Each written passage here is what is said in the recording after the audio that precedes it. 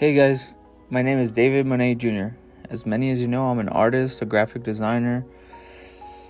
Being a creative, I've always known that my brain's has been just wired differently, when it comes to expression. So the way my brain puts words together, it jumbles it up. It just gets weird. So I've been trying to put things into perspective and try to figure out a way to communicate with my audience and elaborate on what I'm doing, on the things that I see and how I see the world. So in this video, I'm showing how my piece is all encompassing.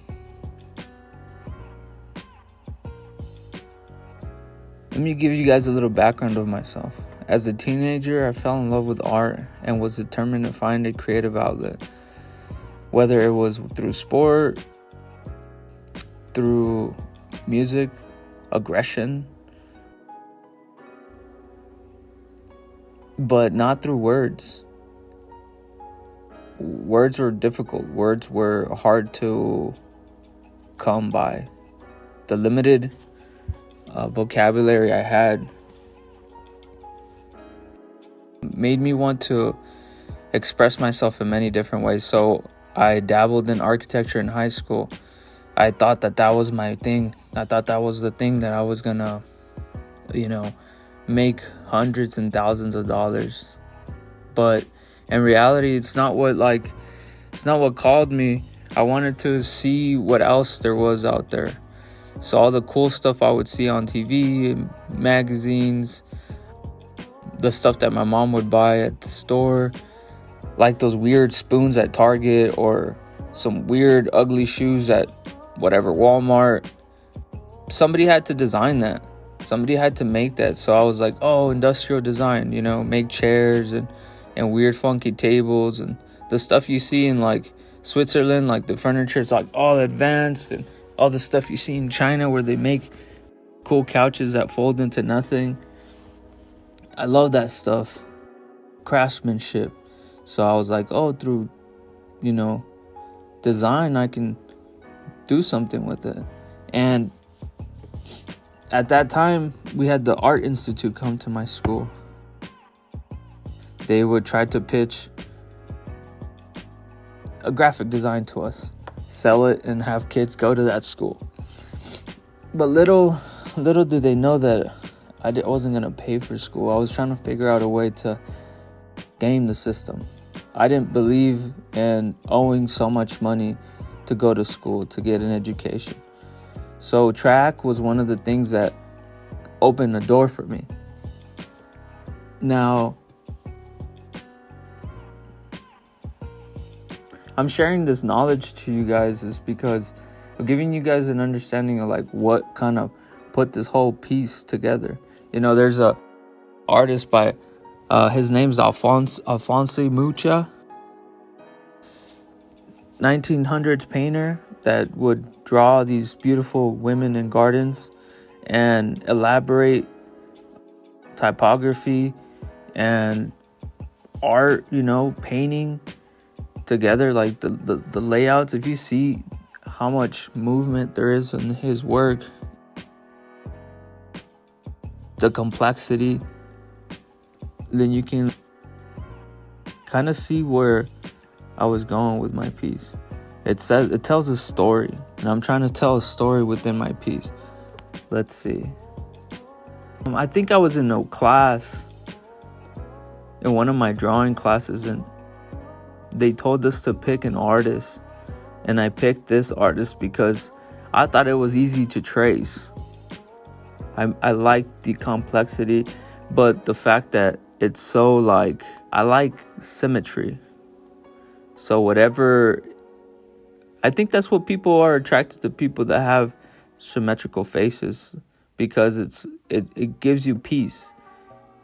There's some type of beauty, complex, something. God took his time on this person and created symmetry. Or this thing, a flower, a baby. putting together a human, the complexity of how we think we're so big, but at the same so small. So going back to my piece, this girl, she's a goddess. I start cutting it out, you know.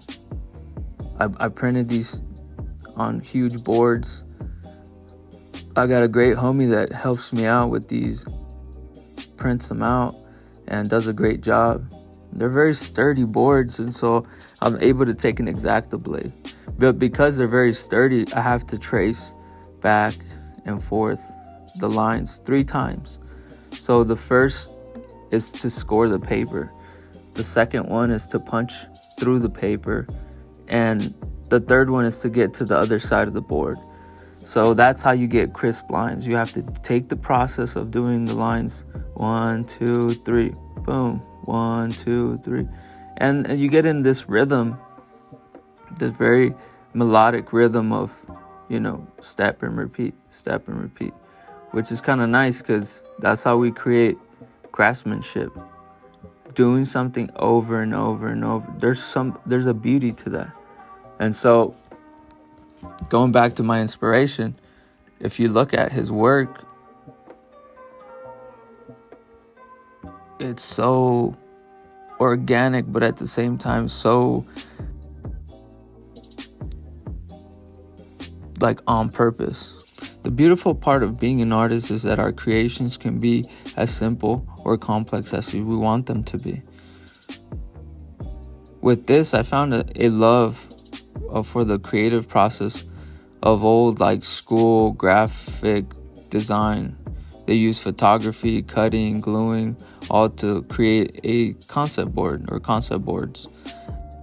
Then they would take that concept and show their magazine editor or something, and then that's not a nice layout. Do it again. And it was all done without computers.